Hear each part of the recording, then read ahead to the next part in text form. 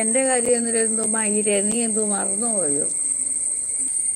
അന്നേരം ഒന്നും എനിക്ക് പുരുഷനൊപ്പം ഉണ്ടായിരുന്നില്ല. മയിരെ ശശികലാദേവി 9303. എനിക്ക് നല്ല ഈഗോ ഉള്ള ഒരാളാണ്. അപ്പം അങ്ങനെ വന്ന് തൊലിഞ്ഞ് എഴുത്ത് വന്ന് എഴുതരുത്. എനിക്കും അതുപോലെ ക്ഷമയും അതൊക്കെ ഉണ്ടായതുകൊണ്ടാണ് ശശികല പറയുന്ന ആ ആണ് എൻ്റെ കൂടെ നിൽക്കുന്നത്. അതെന്താ എൻ്റെ കാര്യം എന്നിട്ട് എന്തോ മയിരെ നീ എന്തോ മറന്നുപോയോ? ഞാൻ ഇങ്ങനെ തന്നെ വിളിക്കും.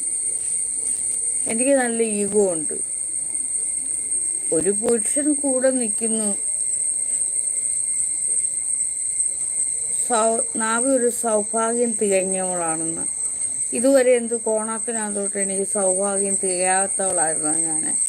കുട്ടിക്കാലം മുതലേ ഞാൻ സൗഭാഗ്യം തികഞ്ഞവള് തന്നെയാണ്.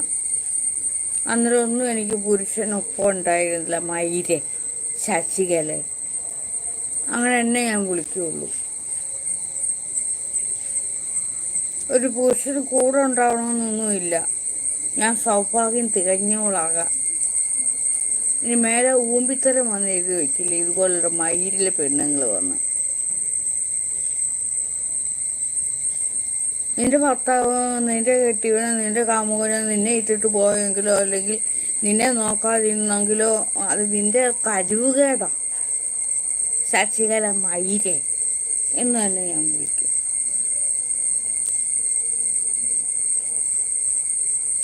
നിനക്ക് ക്ഷമയുണ്ടായിരുന്നില്ല, സ്നേഹം ഉണ്ടായിരുന്നില്ല, അതുകൊണ്ട് ആത്മജ്ഞാനം ഉണ്ടായിരുന്നില്ല. അതുകൊണ്ട് നിന്റെ കൂടെ നിന്റെ പുരുഷനും ഉണ്ടായില്ല. എനിക്ക് നല്ല ഈഗോ ഉള്ളതാ, മനസ്സിലായല്ലോ? ശശികല എങ്ങോട്ട് കിട്ടണം നാറി എന്ന് തന്നെ നിന്നെ ഞാൻ പറയും. ഇത്തരത്തിൽ ഊമ്പിത്തരം വന്ന് എൻ്റെ മേലെ ഇനി ഒരുത്തികളും വന്ന് ഒരു പെണ്ണുങ്ങളും വന്ന് ഇങ്ങനെ വന്ന് എഴുതി വയ്ക്കരുത്. എനിക്കിഷ്ടമല്ല. ഒരാണെൻ്റെ കൂടെ ഉണ്ടെന്ന് പറഞ്ഞുകൊണ്ട് എനിക്കെന്തോ ക്ഷമയില്ല എന്നാണോ എൻ്റെ അർത്ഥം? ഒരാണുണ്ടായാലും ഇല്ലെങ്കിലും ഞാൻ സൗഭാഗ്യം തികഞ്ഞോള് തന്നെയാണ്. മയിരെ ശശികല കറക്റ്റ് എന്ന് പറയുന്നു. അണ്ട് എഴുതി വെച്ചേക്കുന്ന കണ്ടില്ല. എനിക്ക് ഈഗോ കൊണ്ട് എനിക്ക് സഹിടുന്നു. നാഗി ഒരു സൗഭാഗ്യം തികഞ്ഞവളാണെന്ന്. അല്ലെങ്കിൽ എൻ്റെ കുട്ടിക്കാലം മുതലേ ഞാൻ സൗഭാഗ്യം തികഞ്ഞോള് തന്നെ. അന്നേരമൊന്നും എൻ്റെ കൂടെ ഒരു പുരുഷന്മാരും ഇല്ലായിരുന്നു. ഒരാണും എൻ്റെ കൂടെ ഇല്ല. അന്നും അത് ഇതേപോലെ തന്നെ, അന്നും ഇന്നും ഒരേപോലെ തന്നെ ഒറ്റയ്ക്കാണ് ജീവിക്കുന്നത്. കണ്ടോ മയില് ശശികല എത്ര പേരെ കറക്റ്റ് എന്ന് പറയുന്നത്. അന്ന് എൻ്റെ മാതാപിതാക്കളുണ്ടായിരുന്നു, സഹോദരനുണ്ടായിരുന്നു. അവരും എന്താ പിന്നെ അവർക്കും ക്ഷമയില്ലേ? അവർക്ക് സ്നേഹമില്ലേ? അവർക്ക് ആത്മജ്ഞാനമില്ലേ? കുറേ പെണ്ണുങ്ങൾ ഇങ്ങനെ അങ്ങുണ്ട്. മയില് പെണ്ണ്. നിൻ്റെയൊക്കെ കാമുകന്മാരും കെട്ടിയന്മാരൊക്കെ നിന്നെയൊക്കെ കളഞ്ഞിട്ട് പോകുന്നത് നിൻ്റെയൊക്കെ ഉള്ളിൽ ക്ഷമയും നീ എഴുതി വെച്ച സ്നേഹവും ആത്മജ്ഞാനവും ഒന്നും ഇല്ലാത്തത് കൊണ്ടാണ്. നിനക്കില്ലാത്തത് കൊണ്ടാണ്. ഗുഡ് സ്പീച്ച് എന്ന് സ്പീച്ച് ഒക്കെ തന്നെയാണ്. എനിക്ക് ഭയങ്കരമായിട്ട് ഇങ്ങനെയൊക്കെ പറയുമ്പോൾ തന്നെ എനിക്ക് കലിപ്പ് കയറി അങ്ങ് വരിക ഈ പെണ്ണുങ്ങളോട്. അങ്ങനെ കുറേ അലവരാതി പെണ്ണുങ്ങളുണ്ട്. അവളുമാരുടെ കയ്യിലൊന്നും ആണിനിങ്ങനെ നന്നായിട്ട് ക്ഷമയോടുകൂടി കൈകാര്യം ചെയ്യാൻ അറിയില്ല. ആത്മജ്ഞാനം നിനക്കൊന്നുമില്ല, ക്ഷമയില്ല, സ്നേഹമില്ല. ആണിനെ എങ്ങനെ നിലയ്ക്ക് നിർത്തണമെന്ന് നിനക്കൊന്നും അറിയില്ല.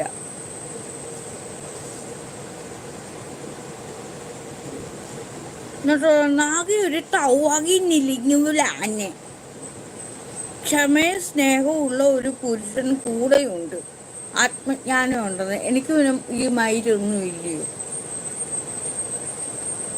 എനിക്ക് അതൊക്കെ ഉണ്ടായത് കൊണ്ടാണ് അദ്ദേഹം എൻ്റെ കൂടെ തന്നെ ജീവിക്കുന്നത്, അല്ലെങ്കിൽ ഈ ഭൂമിയിൽ ജീവിക്കുന്നത്. എൻ്റെ കൂടെ എന്ന് പറയാനും പറ്റില്ല, ഈ ഭൂമിയിൽ ജീവിക്കുന്നത്. അല്ലെങ്കിൽ അദ്ദേഹം എന്നെ ഇവിടുന്ന് ഓടിപ്പോയേനെ, ചാടിപ്പോയേനെ. അപ്പോൾ എന്ത് വേണം? തുല്യതയാണ് അവിടെ. എനിക്ക് അതൊക്കെ ഉണ്ടായത് കൊണ്ടാണ് അദ്ദേഹം എൻ്റെ കൂടെ ജീവിക്കുന്നത്. അങ്ങനെ വേണം പറയേണ്ടത്, അങ്ങനെ വേണം ചിന്തിക്കേണ്ടത്. അല്ലാതെ ഒരാൾക്ക് മാത്രമേ ഇതെല്ലാം വിരിച്ചു വെച്ചങ്ങോട്ടുണ്ടോ ഉള്ളൂ എന്ന് പറയരുത്.